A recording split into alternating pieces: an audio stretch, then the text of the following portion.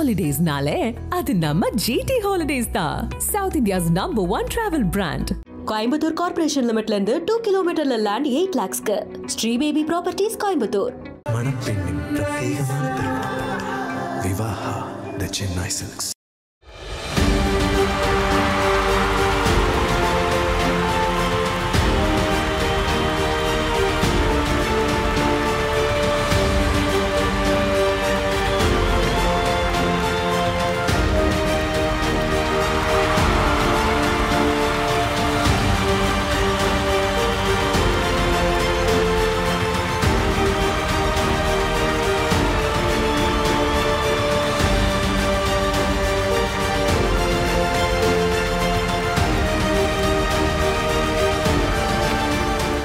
வந்திருக்கிற எல்லாருக்கும் ஃபர்ஸ்ட் வணக்கம். என்னோட மதராசி டீம், ப்ரெஸ், மீடியா, தானு சார், ஆர்பி சௌத்ரி சார், இங்கே வந்திருக்கிற கெஸ்ட்ஸ், ஃபேமிலி, இங்கே இருக்க ஸ்டூடெண்ட்ஸ் எல்லாருக்கும் வணக்கம்.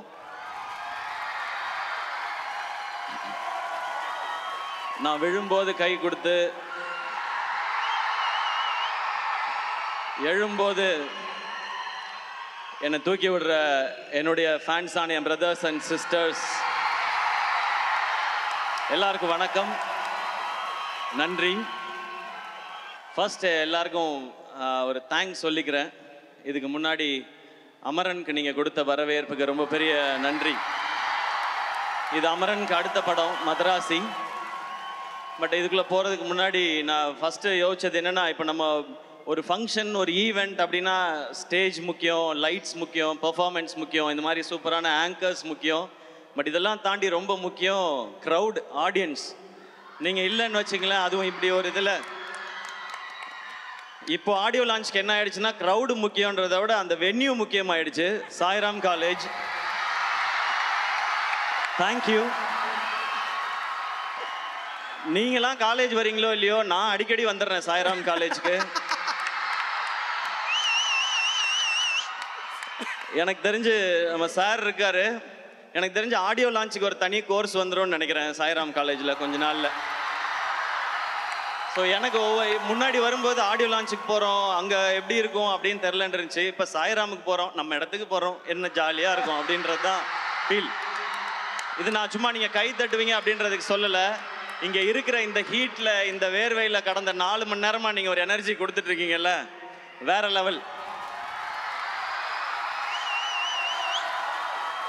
இங்கே இன்னைக்கு மதராசி ஆடியோ லான்ச். இந்த படத்தை பற்றி பேசுகிறதுக்கு முன்னாடி நான் ஒரு சின்ன ஃப்ளாஷ்பேக் மட்டும் போயிட்டு வரேன். 2014 போயிட்டு வரேன். ஒரு 14 வருஷம் முன்னாடி, 14 வருஷம் முன்னாடி நான் வந்து ஆங்கராக இருந்த டைம். அப்போ வந்து 7ஆம் அறிவு படம் ரிலீஸ். அப்போ எனக்கு ஒரு ஃபோன் கால் வந்துச்சு, இந்த மாதிரி நீங்கள் 7ஆம் அறிவு படத்தில் வந்து ஆடியோ லான்ச் நடக்குது, அதுக்கு நீங்கள் ஆங்கராக பண்ண முடியுமான்னு. ஏங்க எவ்வளோ பெரிய படம், எவ்வளோ பெரிய பெரிய காம்பினேஷன் இதை நான் பண்ணுறதுக்கு என்ன, உடனே பண்ணுறேன் அப்படின்னு சொல்லிட்டு உடனே ஒத்துக்கிட்டேன். அவ்வளோ எக்ஸைட்மெண்ட் எனக்கு. அப்புறம் ஒரு 2 நாளில் திரும்ப ஃபோன் வந்துச்சு, இல்லைங்க அது கரெக்டாக வராதுன்னு நினைக்கிறேன், அது வந்து ஒரு ஹீரோ வச்சு போகலான்னு முடிவு பண்ணிட்டாங்க, அதனால் நீங்கள் அதில் ஆங்கரிங் பண்ண முடியாது, ஸ்கிரிப்ட் பண்ணுறீங்களான்னு கேட்டாங்க. நான் சொன்னேன், ஏங்க இவ்வளோ பெரிய படத்தில் ஏதாவது ஒரு பார்ட்டாக இருந்தால் கூட எனக்கு ஓகே தான், அதனால் நான் வந்து பண்ணுறேன்னு சொன்னேன். அந்த ஷோ வந்து ஜெய் அண்ணன் ஹோஸ்ட் பண்ணாங்க, எனக்கு அவரை ரொம்ப பிடிக்கும். அதனால் நான் இந்த மாதிரி ஒரு ஈவெண்ட் ஸ்டேஜுக்கு பின்னாடி சைடில் நின்று ஜெய் அண்ணனுக்கு வந்து நெக்ஸ்ட் லிங்க் சொல்லிகிட்டே இருக்கணும். அந்த கேப்பில் வந்து நான் பார்த்தா சூர்யா சார் உட்காந்துருக்காங்க, முருகதாஸ் சார் உட்காந்துருக்காங்க, பக்கத்தில் உதயநிதி ஸ்டாலின் சார் உட்காந்துருக்காரு, செம்ம க்ரௌடு எல்லாமே இருக்குது. அந்த கேப்பில் தான் அது தெரிஞ்சுக்கிட்டே இருந்தது. அதுவே எனக்கு அவ்வளோ சந்தோஷம். அந்த ஆங்கரிங் சான்ஸ் நான் எதிர்பார்த்தது எதுக்கான, இன்றைக்கி ஒரு சான்ஸ் கிடச்சிதுன்னா நம்மளோட திறமையெல்லாம் ஏதாவது காமிச்சு முருகதாஸ் சார் படத்தில் ஏதாவது ஒரு ரோல் வாங்கிடலாமா அப்படின்னு ஆசையோடு தான் வந்தேன். ஆனால் ஸ்டில் அந்த ஷோவை நான் என்ஜாய் பண்ணேன். அப்படியே ஒரு சில வருஷம் கழித்து இன்னொரு ஃபோன் கால் வந்தது.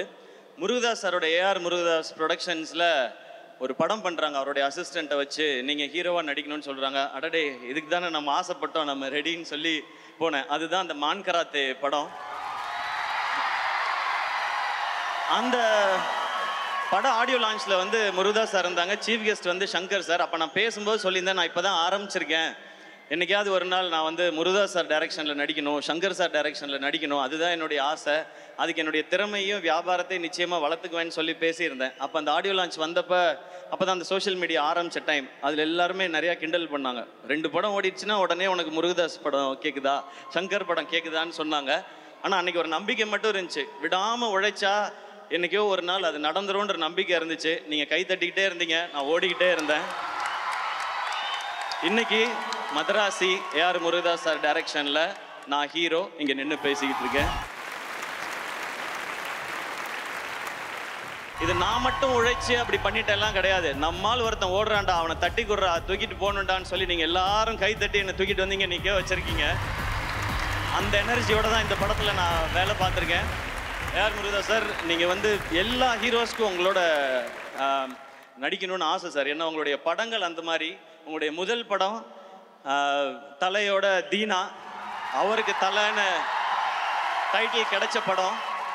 அந்த ஃபஸ்ட்டு ஷாட் ஞாபகம் இருக்குது. அவர் அந்த தண்ணியில் அவருடைய கால் ஷாட் ஒன்று வரும், ஒரு கண்ணாடி ஒன்று உடஞ்சிருக்கு, அதில் அவர் கண்ணு ஷாட் ஒன்று வரும், அது எனக்கு ஞாபகம் இருக்குது. அதுக்கடுத்து நீங்கள் கேப்டனை வச்சு ரமணா பண்ணீங்க. அது வரைக்கும் நம்ம பார்த்த கேப்டன் வேற, ஒரு மாஸ் ஹீரோவாக இருந்த கேப்டனை மாஸ் லீடராக மாற்றினது ரமணா படமும் அவருடைய அந்த லுக்கும் பர்ஃபார்மன்ஸும். அதுக்கப்புறம் கஜினி சொல்லவே வேணாம். சூர்யா சாரை பயங்கரமாக நம்ம ரசிச்சுட்டு இருக்கும்போது அவருக்கு 2 ஷேடு. இந்த பக்கம் வந்து சஞ்சய் ராமசாமின்னு பயங்கர ஸ்டைலிஷாக ஒரு லவர் பாயாக ஒரு சைடு, இன்னொரு சைடு அந்த மொரட்டு ஆக்ஷனாக அவருடைய லுக். அதுக்கப்புறம் துப்பாக்கி, அது தமிழ் சினிமாவில் ஹீரோஸோட மாசை ரீடிஃபைன் பண்ண படம். அதில் விஜய் சார் எப்படி இருந்தாங்க, அந்த ஐ எம் வெயிட்டிங்கிறது பயங்கர ஸ்பெஷல். அதுக்கப்புறம் நீங்கள் கத்தி பண்ணீங்க, தர்பார் பண்ணீங்க. அது மட்டும் இல்லாமல் நீங்கள் ஒர்க் பண்ண ஹீரோஸ்லாம் பார்த்தா சூப்பர் ஸ்டார் ரஜினி சார், இந்த பக்கம் சிரஞ்சீவி சார், இந்த பக்கம் மகேஷ் பாபு சார், அப்புறம் ஆமீர் கான் சார், சல்மான் கான் சார், இந்த வரிசையில் சிவகார்த்திகேயனையும் சேர்த்துக்கிட்டதுக்கு ரொம்ப தேங்க்ஸ். எனக்கு இதெல்லாம் ரொம்ப சர்ரியல் மூமெண்ட் சார். இதெல்லாம் நான் இதுக்கு ஆசைப்பட்டு வரல. ஆனால் இந்த மாதிரிலாம் என்னைக்காவது நடக்கும்னு ஒரு துளி நம்பிக்கையோடு தான் இந்த மேடைக்கு வந்தேன். இதில் நான் இங்கே தமிழ்நாட்டு மக்கள் எல்லாருக்கும் எவ்வளோ பெரிய நன்றி சொன்னாலும் பத்தவே பத்தாது. முருகதாஸ் சாரோடைய எனர்ஜி, அவருடைய கதை சொல்கிற விதம், இது வந்து தமிழ்நாட்டு மக்கள் எல்லாருக்குமே ரொம்ப பிடிச்சது. எனக்கு இன்னொரு பர்சனலாக ஒரு கனெக்ஷன் இருக்குது. முருகதாஸ் சார், உங்கள் பேரில் என் அப்பா பேரும் இருக்குது, அது ஒரு கனெக்ஷன். என் அப்பாவுக்கு ரொம்ப பிடிச்ச இயக்குனர் நீங்கள். ரமணா அவருக்கு ரொம்ப ரொம்ப பிடிக்கும். ஐ திங்க் இன்னைக்கு அப்பா இருந்தால் பயங்கர ஹாப்பியாக இருந்திருப்பாங்கன்னு நினைக்கிறேன். இப்படி ஒரு டேரக்டரோட நம்ம பையன் ஒர்க் பண்ணுறான்னு சொல்லி. உங்களோட படத்தில் இருக்க விஷுவல் ஆகட்டும், ஹீரோயிசம் ஆகட்டும், சாங்ஸ் ஆகட்டும், பஞ்சஸ் ஆகட்டும், ஃபைட் எல்லாமே ரொம்ப ஸ்பெஷல் சார். இது நீங்கள் ஒரு இன்டர்வியூவில் சொல்லியிருந்தீங்க, என்கிட்டையும் சொன்னீங்க. இந்த கதை ரொம்ப வருஷத்துக்கு முன்னாடி எஸ்ஆர்கேக்கு சொன்னேன் அப்படின்னு சொன்னீங்க. இந்த எஸ்ஆர்கே பண்ண வேண்டிய படம் இந்த எஸ்கே பண்ணதே ஒரு பெரிய பெரிய பாக்கியம் சார். இது நான் எனக்கு தெரிஞ்சு அந்த டைலாக் நான் திருப்பி சொல்லிகிட்டே இருக்கணும்னு நினைக்கிறேன். இந்த உலகம் அடுத்த வினாடிக்குள் ஒளித்து வைத்திருக்கும் ஆச்சரியங்கள் ஏராளம் அப்படின்னு. அப்படி ஒரு ஆச்சரியம் தான் எனக்கு இந்த படம் நடந்தது, உங்களோட ஒர்க் பண்ணதும். உங்களோட ஒர்க் பண்ண இத்தனை நாளும் நீங்கள் கொடுக்குற எனர்ஜி. சார் வந்து ரொம்ப ரேராக தான் டென்ஷன் ஆவாங்க, ஏன்னா ரொம்ப கூல், கரெக்டாக வேலை நடந்தால் போய்ட்டேன். அப்படி சாரையே டென்ஷன் ஆக்குற குரூப் இருக்காங்க இங்கே, அவரோட ஏடிஸ். ஸோ உங்களுக்கும் உங்கள் டீமுக்கும் ரொம்ப பெரிய நன்றி. இது பெரிய ஜேர்னி. சாரோட நம்மளால் நிறையா பேச முடியாது, ஏன்னா சார் ரொம்ப ரொம்ப சீனியர். நான் 10th படிச்சுட்டு இருக்கும்போது சாரோட ஃபஸ்ட்டு படம் வந்துச்சு. இன்றைக்கி என் பொண்ணு 7th படிச்சுட்டு இருக்கா. ஸோ அதனால் அந்த ஒரு டிஃப்ரென்ஸ் இருக்குது அது. பட் உங்கள் ஏடி டீமோட தான் சார் நிறையா டைம் ஸ்பெண்ட் பண்ணிட்டே இருப்பேன். அது ஒரு செம்ம எனர்ஜி. அது இந்த படம் மொத்த எக்ஸ்பீரியன்ஸுமே எனக்கு செம்மையான எக்ஸ்பீரியன்ஸ். அண்ட் நீங்கள் இந்த படம் ஆரம்பிக்கும் போது ஒரு ஜாலியாக அழகாக சிம்பிளாக அப்படியே லவ் போய் அப்படியே ஆக்ஷனுக்கு மாற்றிருக்காங்க. நான் ஒன்றுமே யோசிக்கல. நான் சார் என்ன சொல்கிறாங்களோ அதை கேட்கணும்னு நினச்சேன். அண்ட் முதல்ல சார் வந்து படம் பண்ணலான்னு சொன்னப்போ எனக்கு பயங்கர எக்ஸைட்மெண்ட்டாக இருந்துச்சு. சார் சூப்பர் சார், ரொம்ப தேங்க்ஸ் சார் அந்த ஆப்பர்ச்சுனிட்டிக்குன்னு. நான் கதை இன்னொரு நாள் சொல்கிறேன்னு சொன்னாங்க. அந்த கதை கேட்க போகிற அன்னைக்கு நான் ஃபஸ்ட்டு போய் சாருக்கு ஃபஸ்ட்டு சொல்லணும்னு நினச்சது, சார் எனக்கு வந்து தீனா மாதிரி, ரமணா மாதிரி, கஜினி மாதிரி, துப்பாக்கி மாதிரி ஒரு படம் வேணும்னு நான் கேட்கவே கூடாதுங்கிறதுல ரொம்ப கிளியராக இருந்தேன். ஏன் அப்படின்னா நான் ஏன் படங்களை பார்ட் 2 எடுக்கவே ரொம்ப யோசிப்பேன். நான் இது வரைக்கும் ரீமேக் பண்ணதில்லை 23 படத்தில். அப்படி இருக்கும்போது அதெல்லாம் தமிழ் சினிமாவோட ஐகானிக் ஃபிலிம்ஸ். அதை திருப்பி பண்ணணும்னு நினைக்கிறதே தப்பு. நான் ரசித்த படங்கள் அது. பட் அதில் இருக்க இம்பேக்ட் கொடுக்குற அளவுக்கு ஒரு கதை இருக்குன்றதை தான் நான் நம்பிக்கையோடு போனேன். ஸோ அந்த ஃபஸ்ட் ஹாஃப் சொல்லி முடித்தோடனே, இன்டர்வல் கேட்டோடனே எனக்கு பயங்கர குஷி ஆகிடுச்சு. அப்புறம் செகண்ட் ஹாஃப் வந்து உங்களுக்கு ஐடியா மட்டும் நான் இன்னொரு நாள் சொல்கிறேன்னு சொல்லி இந்த நரேஷன்லாம் ஒவ்வொரு நாளும் செம்மையாக இருந்துச்சு. அது ஷூட்டிங் ஸ்பாட் எதுவாக இருந்தாலும் சார் ஒரு அழகான ஸ்மைலோடே இருப்பாங்க. நான் ரொம்ப பெரிய டைரக்டர், நீ ஜூனியர் அப்படின்றதெல்லாம் அவங்க கொடுக்கவே இல்லை. ஒரு ஹீரோ அப்படின்னா அவங்களுக்கு என்ன ரெஸ்பெக்ட் கொடுக்கணுமோ அதை தெளிவாக கொடுத்தாங்க. அதனால தான் சார் இன்றைக்கும் ஒரு டாப் டைரக்டராக இருந்துகிட்டே இருக்காங்கன்னு நினைக்கிறேன். தேங்க்யூ ஸோ மச் சார், இந்த படத்துக்கும் இந்த ஜேர்னிக்கும் இந்த எக்ஸ்பீரியன்ஸ்க்கும். இப்போ அப்படியே நான் டீமில் ஒவ்வொருத்தருக்காக வரேன். நான் ஆரம்பிக்கிறதுக்கு முன்னாடி ப்ரொடியூசர் அவங்கள பற்றி பேசுகிறேன். திருப்பதி பிரசாத் சார். இப்போ நீங்கள் பார்த்தீங்க, அவர் வந்து வேட்டி சட்டை போட்டு ரொம்ப சிம்பிளாக சாதாரணமாக இருக்கார். அவர் அப்படி கிடையாது. திருப்பதியில் பாதி அவரோட தான். சார் நம்ம வந்து சார் ரொம்ப கஷ்டப்பட்டு இந்த படம் பண்ணுது சார் எனக்கு தெரியும் சார், திருப்பதியில் நீங்கள் எப்படின்னு எனக்கு தெரியும் சார் அப்படின்வேன். சார் வந்து திருப்பதியிலேருந்து எப்போ வந்தாலும் எனக்கு திருப்பதி கோயிலும் லட்டும் ரொம்ப ரொம்ப பிடிக்கும். எப்போ வந்தாலும் அந்த லட்டு வாங்கிட்டு வருவார். எனக்கு லட்டை நான் ஆசையாக வாங்குறத பார்த்துட்டு எவ்ரி டைம் வரும்போது, சார் லட்டு கொடுக்குதோ, துட்டு எப்போ சார் கொடுக்குதோ அப்படின்னு சொல்லி நான் கேட்பேன். ஃபர்ஸ்ட் லட்டு கொடுக்குதோ, அப்புறமா துட்டு கொடுக்குதோ அப்படின்னு சொல்லுவார் அவர். அவரோட பேசுகிறதே ரொம்ப ரொம்ப ஸ்வீட்டான ஒரு எக்ஸ்பீரியன்ஸ். அவர் ஒரு பயங்கரமான ஆள். அது உங்களுக்கு இந்த படம்லாம் பார்த்தீங்கன்னா தெரியும். இப்படி ஒரு படத்தை இப்படி எடுக்கணும்னு நினச்சது சார். இந்த படத்துக்கு நீங்கள் செலவு பண்ணியிருக்கிறது அது எல்லாமே ஃபஸ்ட்டு பேசும்போது இந்த காம்பினேஷன் அமைக்கிறது வந்து இது மாவீரன் ஷூட்டிங் நடந்துட்டு இருக்கும்போது ஆரம்பித்தது இந்த ஜேர்னி. அப்போ நமக்கு இருந்த வியாபாரத்துக்குள்ளே ஆனால் முருகதாஸ் சார் இதில் அகாமடேட் பண்ணணும், எல்லாருக்கும் சேலரி கொடுக்கணும், ஒரு படத்துக்கும் செலவு பண்ணணும். நான் அவர்கிட்ட சொன்னது அதான், எனக்கு சேலரி பேசிக்காக என்ன சேலரியோ அதை கொடுங்க சார், நீங்கள் படத்துக்கு செலவு பண்ணுங்கள் சார், அப்புறமா ப்ராஃபிட் வரும்பொழுது நான் அதில் ஷேர் பண்ணிக்கிறேன் சார்னு சொன்னேன். சூப்பர் சார், நல்லா சொல்லிச்சு சார், நம்ம இப்படி பண்ணது சார் அப்படின்னு சொல்லி சூப்பராக பண்ணார். பட் படத்துக்கு அவர் எந்த குறையும் வைக்காமல் அப்படி பண்ணியிருக்காரு. என்னை நல்லா பார்த்துக்கிட்டீங்க sir. Thank you so much sir Prasad sir. And படத்தோட டெக்னீஷியன்ஸ் வந்துடுறேன். சுதீப் எலமன் டிஓபி. இப்போ சார் சொன்னார்ல விரல் வந்து கட் ஆகிடுச்சின்னு சொல்லி, உண்மையிலே தான் நான் ஹாஸ்பிட்டலில் போய் பார்க்குறேன், இந்த விரல் போயிடுச்சு சார் அப்படின்னாரு. விரல் போயிடுச்சா, என்ன சாதாரணமாக சொல்கிறீங்க, அது விடுங்க அது பிரச்சனை இல்லை அப்படின்னு. நம்ம ஷூட் பண்ணிட்டு இருக்கும்போது அவரை பார்த்தோன்னா திடீர்னு கேமரா பக்கத்தில் இருக்க மாட்டார். எங்கடா காணோம் அப்படின்னு பார்த்தா 2 சிகரெட்டை இழுத்துட்டு அந்த குடுமையை அள்ளி முடிஞ்சாருன்னா கேமரா வச்சுட்டு சிவதாண்டவம் ஆடிடுவார். அந்த மாதிரி ஒரு ஆள் அவர். அண்ட் நான் ரோப்பில் இருக்கேன். இப்போ இந்த படத்தில் வந்து அபே வந்து என்ன பண்ணுவாப்புனா, சார் ஷார்ட் ரெடி சார் அப்படின்னு கூப்பிட்டு போவாப்புல. அந்த ஷார்ட்டெல்லாம் எப்படி இருக்குன்னா 80 அடி ஹைட்டில் ரோப்பில் தொங்குறது, 60 அடி ஹைட்டில் ரோப்பில் தொங்குறது. நான் அந்த ஒரு பாலத்தில் இருந்து சார் பாலத்தில் ஷார்ட் சார்னு சொல்லி தூக்கி இந்த பாலத்துலேருந்து நீங்கள் குதிக்கிற மாதிரி ஷார்ட். ஐயோ ஆக்ஷன்னா இந்த அளவுக்கு ஆக்ஷனாவாக இருக்கும், அந்த மாதிரி இருக்கும். ஒரு ஷார்ட்டில் நான் இப்போ சார் சொன்ன ஷார்ட் தான், நான் மேலே ரோப் கட்டி ஏறிட்டே இருக்கேன். பக்கத்தில் அவரும் ரோப்பில் வந்து என்னை தாண்டி போயிட்டு இருக்காரு. சேட்டா எந்த இவடே என்ன ஷார்ட்டு ஒரு சாயா அடிக்குமோ அப்படின்னா சொல்ல, ஃபஸ்ட்டு டைவ் அடிக்கும் அப்புறமா சாயா அடிக்கும் அப்படின்வாரு. அந்த மாதிரி ஒரு ஒரு ரொம்ப அட்வென்ச்சரஸான ஒரு ஆள் Sudeep LMN. But Crazy working with you brother. அதுவும் ஃபைட்டை அவரும் கெவினும் சேர்ந்து எடுத்திருக்க விதம் டெஃபினட்டாக நீங்கள் லவ் பண்ணுவீங்க. இப்போ ட்ரெய்லர் பார்க்குற எல்லாருமே ஆக்ஷன் சூப்பராக இருக்குன்னு சொல்கிறாங்க. Kevin and Stephen great job, thank you. அதுக்கப்புறம் art director Arun, Maaveeran work பண்ணவர். மாவீரனில் நீங்கள் பார்த்த எல்லாமே மேக்ஸிமம் செட்டு தான், அதெல்லாம் ஒர்க் பண்ணவர் அவர் தான். இன்றைக்கி அந்த படத்துக்கு ஒரு பெரிய வரவேற்பு இருக்குது. மாவீரன் அப்படின்னா ஒரு ஸ்பெஷல் ஃபிலிமாக வச்சுருக்காங்க. அதுக்கப்புறம் இந்த படத்தில் சேர்ந்தது ரொம்ப ரொம்ப சந்தோஷம்.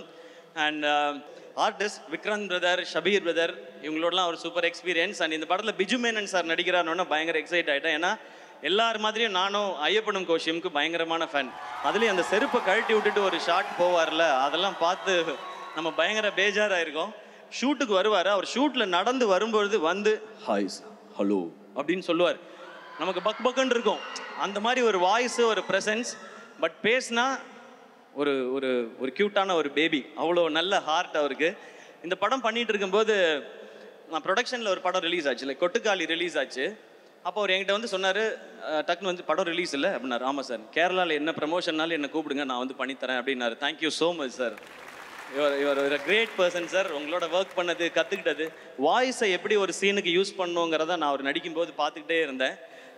Thank you so much sir. இந்த படத்தில் நீங்கள் நடித்தது, உங்கள் கூட நான் நடித்தது எனக்கு ரொம்ப ரொம்ப சந்தோஷம் சார்.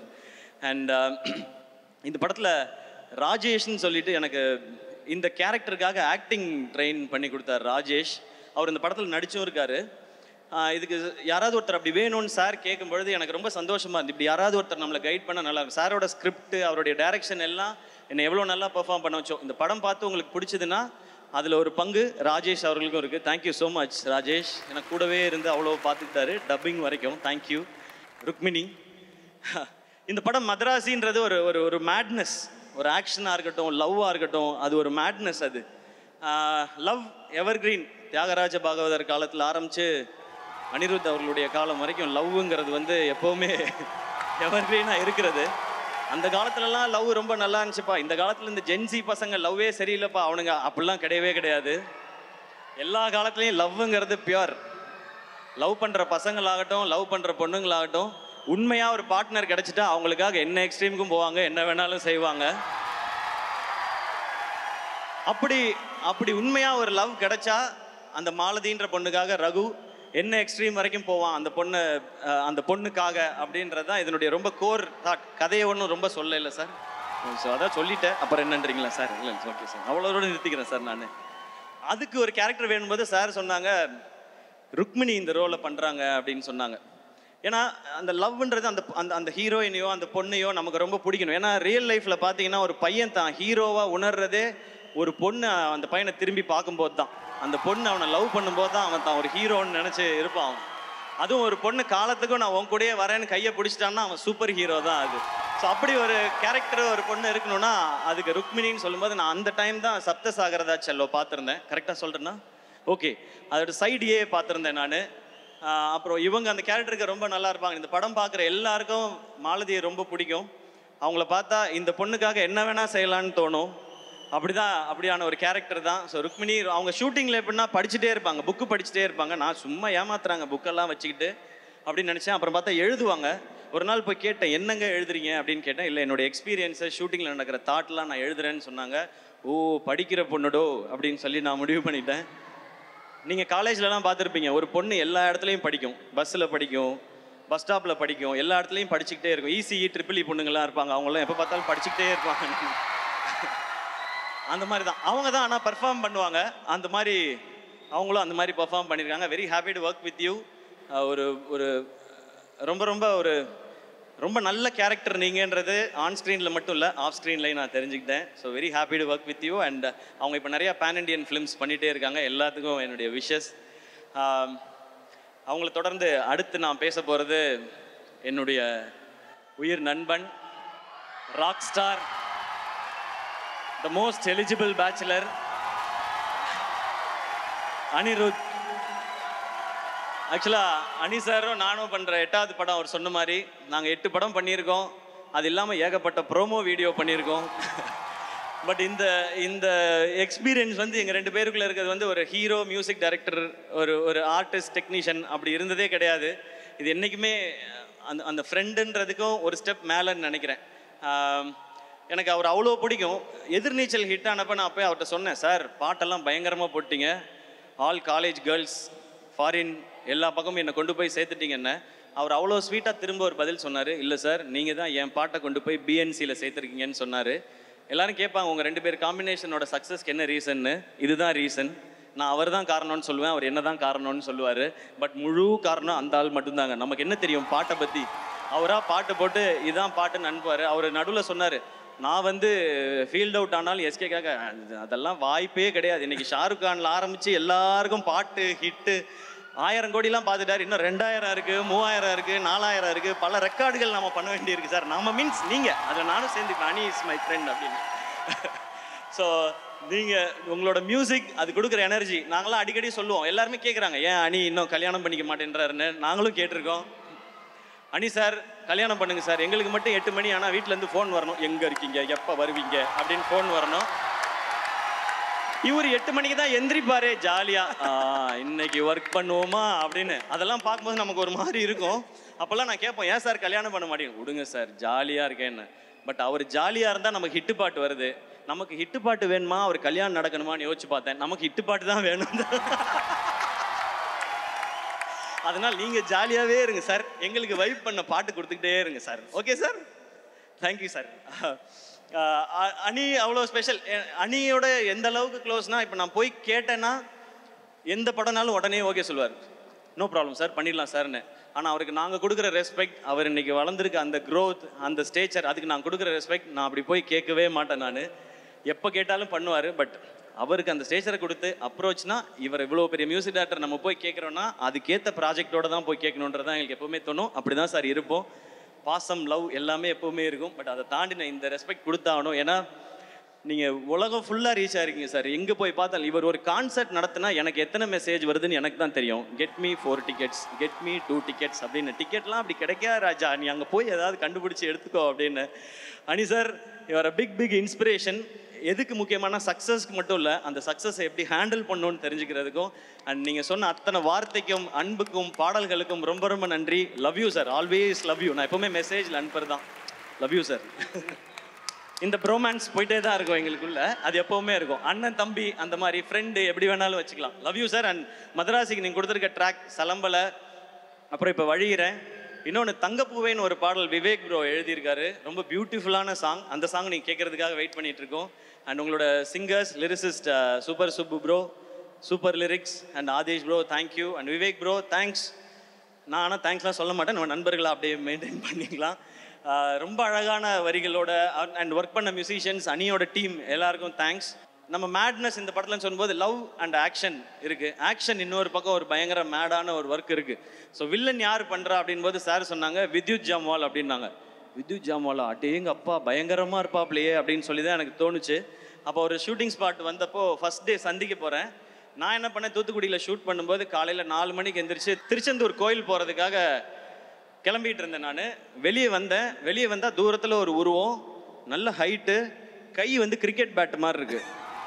ஆள் அப்படியே திரும்பினா அது வித்யுத் ஜாம்வால். அது அவர் வந்து ஹாய் அப்படின்னு கை கொடுத்தாரு. நம்ம வந்து வேஷ்டி சட்டை நெத்தியில் பட்டை போட்டுக்கிட்டு ஹாய் அப்படின்னு சொல்லி கையை கொடுத்தேன் நான். சிவா அப்படின்னாரு. Yes sir, Siva great man, I'm very happy to work with யூனாரு. கை அப்போவே இருக்கியாக பிடிச்சாப்புல. ஐயோ இவர் கூட தான் நம்ம ஃபைட் பண்ணணுமான்னு சொல்லிட்டு ஓகே சார் சி யூ இந்த ஈவினிங் சொல்லிட்டு கோயிலுக்கு போய் நேராக முருகா அந்த மனுஷன்ட்டு அந்த மட்டும் நீ பத்திரமா பார்த்துக்க, ஒரு பஞ்சு மூஞ்சில் விழுந்தாலும் உனக்கு என்னை அடையாளம் தெரியாமல் போயிடும், இது ஓம் பொறுப்பு, நீ பார்த்துக்கன்னு சொல்லி வந்தேன். அப்புறம் அந்த ஃபைட்டு வந்துச்சு, கிளைமேக்ஸ் ஃபைட்டு. அப்போ நான் மனசுக்குள்ளே நினச்சிக்கிட்டதெல்லாம் ஒன்று தான், அடிக்கிறோமோ இல்லையோ தடுக்கிறோம். லோஜக் மோஜக் பஜக், இதுதான் நம்ம தாரக மந்திரம்னு சொல்லிட்டு அங்கே போனேன். ஆக்ஷன் பண்ணும்போது அந்த ஆள் தடுக்கிறாப்புல, தடுக்கும் போதே வலிக்குது. நான் அங்கே நின்று பண்ணிட்டு வெளியே வந்து இந்த ஆள் உண்மையிலே அடிக்கிறான், இதை விடக்கூடாது அப்படின்னு சொல்லி இந்த ஃபைட்டை பயங்கரமாக பண்ணி. ஏன்னா அவர் ப்ரொஃபஷனல், அவர் பயங்கரமா you can do it man, come on man, you can do it. நீ கையை மட்டும் கொடுக்காத, நீ நசுக்கி விட்டுருவா, இந்த வேலையை வச்சுக்காது அப்படின்னு சொல்லி தான் நான் பண்ணேன். பட் ஃபைட்டை பயங்கரமாக பண்ணி ஆகணும். ஏன்னா ஸ்கிரிப்டோட ரொம்ப பீக் மூமெண்ட் அது, கிளைமேக்ஸ் பயங்கரமாக இருக்கணும்.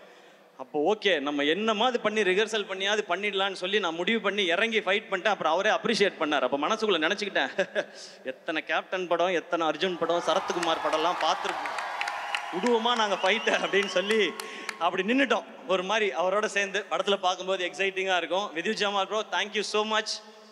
ஏன்னா அந்த சிங்க் வரணும் 2 பேருக்கும், இல்லைன்னா கண்டிப்பாக 1-2 அடி விழும். அப்படியே விழுந்துச்சு, ரெக்கவர் ஆகிறதுக்கு 2-3 நாள் ஆச்சு. பதிலுக்கு அவருக்கும் 2-3 விழுந்திருக்கும், நம்மளும் அதை பண்ணியிருப்போம் இல்லையா? அந்த மாதிரி தானே நம்ம ஸ்கூலில் கில்லுனாலே சும்மா இருக்கிறதுல திருப்பி கில்றாள், நம்ம எப்படி அப்படி விடுவோம்? ஸோ அதெல்லாம் நடந்துச்சு. பட் ஒரு ஒரு கிவ் அண்ட் டேக்கில் நல்லா வந்திருக்குன்னு நம்புகிறேன். சார் அப்ரிஷியேட் பண்ணும்போது ரொம்ப சந்தோஷமாக இருக்குது. இந்த இந்த இந்த ஷூட்டிங் ஸ்பாட்டே ஒரு மாதிரி நமக்கு ஒரு ரொம்ப சரியலான எக்ஸ்பீரியன்ஸ் தான். ஏன்னா அவங்க எல்லாருக்கும் தெரியும் எனக்கு துப்பாக்கி படம் எவ்வளோ பிடிக்கும்னு சொல்லி. நான் அந்த டைமில் போட்ட ட்வீட் ஒன்று இருக்குது, இன்னைக்கு தேதியில் கையில் துப்பாக்கி வச்சுருக்கவனோட துப்பாக்கி டிக்கெட் வச்சுருக்கவன் தான் பெரிய ஆள், I got the FDA first ticket I சேன்னு சொல்லியிருப்பேன். அந்தளவுக்கு எனக்கு அந்த படம் பிடிக்கும். அந்த படம் ட்ரெய்லர் வரும்போதே எனக்கு அவ்வளோ ஆர்வம். இப்போ ஷூட்டிங்கில் யோசிச்சு பாருங்கள், எனக்கு இந்த பக்கம் துப்பாக்கி டைரக்டர், இந்த பக்கம் துப்பாக்கி வில்லன், நடுவில் நம்ம, அண்ட் இதுக்கு நடுவில் வந்து விஜய் சார் வந்து அவரோட ஒரு சீன் நமக்கு துப்பாக்கி கொடுக்குற மாதிரி. இதை எதிர்பார்த்து அன்னைக்கு அந்த ட்வீட் நான் போடலை, சார் படத்தில் நடிப்பேன்னு நினச்சி நான் போடல, இதெல்லாம் நடக்கும்னு நினச்சி போடல. இது கடவுளும் நீங்களும் கொடுத்தது, இப்படி தான் நடக்கணும்னு நீங்கள் முடிவு பண்ணியிருக்கீங்க, அதுபடி போயிட்டுருக்கு. ஸோ இது அத்தனைக்கும் உங்கள் எல்லாருக்கும் நான் நன்றி சொல்லணும்னு நினைக்கிறேன். அண்ட் இவ்வளோ தூரம் அதை பேசிட்டதுனால அந்த ஒரு மேட்டரை இங்கே பேசிடலான்னு நினைக்கிறேன் நான். ஏன்னா இவ்வளோ தூரம் அப்படியே நார்மலாக தான் இருந்துச்சு. சரி அது வேணுமா வேணாமான்னு மைண்டுக்குள்ளே ஓடிக்கிட்டே இருக்குது. பட் துப்பாக்கி இதெல்லாம் பேசியாச்சு, அதனால் நான் அதையும் பேசிடுறேன். இந்த விஜய் சாரோட இந்த சீன் நடித்ததுக்கப்புறம் நிறைய பேருக்கு ரொம்ப சந்தோஷம், ரொம்ப அழகாக இருக்கேன் இந்த சீனுன்னு சொல்லி. நான் அதை பார்க்குற விதம் வந்து நல்லா பண்ணுற தம்பி, நீ இதை இன்னும் நல்லா பண்ணுன்னு அவர் தட்டி கொடுக்குறதா தான் நான் பார்த்தேன். ஆனால் ஒரு சிலர் என்ன சொல்ல ஆரம்பிச்சிட்டாங்கன்னா, இவர் வந்து அடுத்த தளபதியாக பார்க்குறாரு,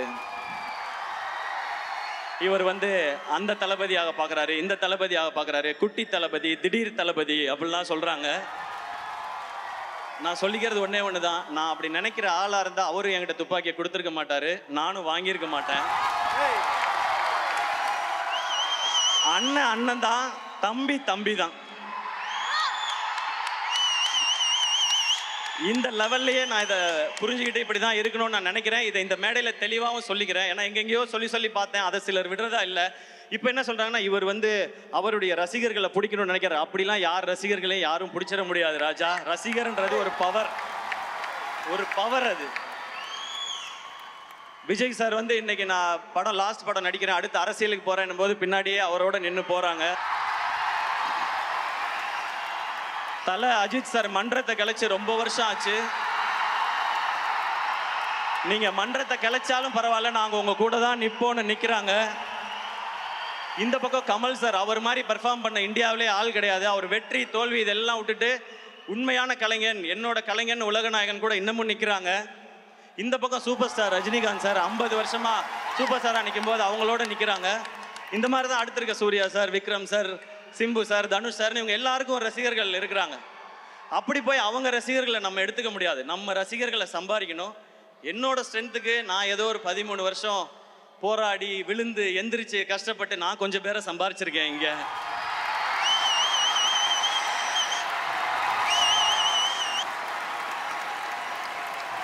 உங்களுக்கும் எனக்கும் இருக்க கனெக்ஷன் ஒன்னே ஒன்று தான். என்னுடைய ஃபேன்ஸான என் பிரதர்ஸ் அண்ட் சிஸ்டர்ஸ், உங்களுக்கும் எனக்கும் இருக்கிற கனெக்ஷன் ஒன்னே ஒன்று தான்.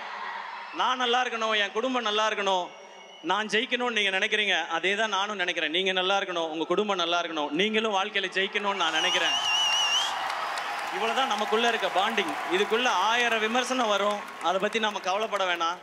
நல்ல விமர்சனங்கள் வந்தால் நம்மளை திருத்திக்கிறதுக்கு எடுத்துப்போம். தேவையில்லாத, ஏன்னா விமர்சனங்கள் பார்க்காத ஆளே கிடையாது. சச்சின் டெண்டுல்கர் எல்லாருக்கும் பிடிச்சவர் தான். அவர் என்ன சொன்னாங்க, 90s வந்தாலே நர்வஸ் ஆகிடுவார், அவர் அவுட் ஆகிடுவார். டேய் 100 அடித்தவனாடா 90 வந்தால் நர்வஸ் ஆகிறான், என்னடா பேசுகிறீங்கன்றது இருக்கும். இந்த பக்கம் இப்போ வந்தால் ஒரு ஐபிஎல் கொஞ்சம் ஒரு மாதிரி இருக்கும்போது தோனி அவரை பற்றி, அவர் எதுக்குங்க, இதுக்கு என்னங்க ஏதுன்னா, 5 IPL cup Chennai super Kings அடிச்சிருக்கு. இதை போய் நீங்கள் இவர் இருக்கலாமா போகலாமான்னு. ஸோ அப்பேற்பட்ட சாதனை பண்ண அவருக்கே விமர்சனங்கள் வருதுன்னா, நம்ம இப்போ தான் ஆரம்பித்து போயிட்டுருக்கோம். நம்ம மேலே விமர்சனங்கள் வரும், அதில் நல்லதை எடுத்துப்போம். என்ன நம்ம மேலே புதுசாக விமர்சனம் வருது.